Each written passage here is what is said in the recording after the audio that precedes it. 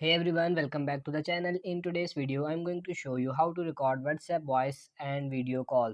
So if you want to record your video call or voice call in WhatsApp, I will show you how to do this. So in WhatsApp, you don't have any feature like you can automatically record your video call or voice call. You have to install the app from your Google Chrome. So if you go to your Google Chrome and you can search for this APK cycle, and then you have to install this application on your mobile. So after installing the application, just make sure allow all the permissions the app required, and after allowing all the permissions, when you just call on WhatsApp, and the call will be automatically recorded in this application. I will show you a demo. Now you can see this automatically your call will be recorded here, and this app is authentic. It's really work. Now I will show you another example. If I just call on the WhatsApp, and now after calling, if I go back to the application, you can see this call is also in the record now. So it automatically record your calls on WhatsApp. So that's how you can record WhatsApp video and voice call. I hope this video was helpful. If it is, like this video and subscribe to the channel. Thank you.